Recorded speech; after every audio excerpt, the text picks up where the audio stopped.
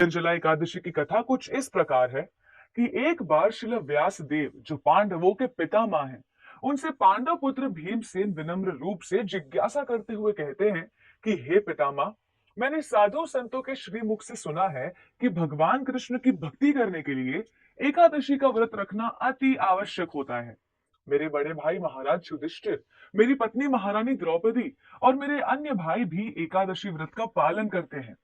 लेकिन मेरे जीवन का एकमात्र कष्ट यही है कि मैं एकादशी व्रत का पालन नहीं कर पाता। क्योंकि मैं वायुपुत्र भीम हूं, इसलिए मेरे लिए भूखा रह पाना असंभव है, और वो भी महीने में 2 बार बिना कुछ खाए या बिना पानी पिए रह पाना मेरे लिए मुमकिन नहीं। मैं हर वो दान जो भगवान के यज्ञ में दिया जाता है करने को तैयार हूं, और मैं करता हूं।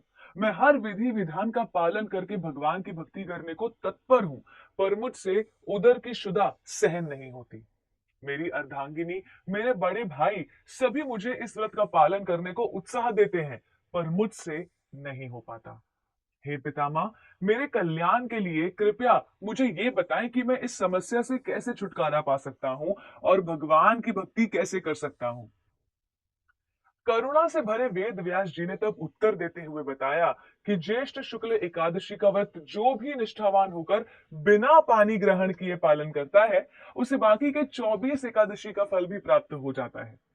एकादशी का व्रत करने से हमें न केवल इस जीवन में शांति मिल सकती है, बल्कि मृत्यु के बाद भी हम वैकुंठ जा सकते हैं और भगवान विष्णु की सेवा कर सकते हैं। व्यासदेव जी निर्जला एकादशी का महत्व बताते हुए आगे ये भी कहते हैं कि कलयुग में जहां बुराई चारों ओर फैली हुई होगी, दुख, क्लेश, धोखा, यही सब मनुष्य निरंतर करने लगेंगे और अपने पाप का घड़ा भरते चले जाएंगे, उस समय भी एकमात्र एकादशी का व्रत पालन ही मनुष्यों के पापों को काट सकता है और भगवान की ओर उन्हें अग्रसर कर सकता है।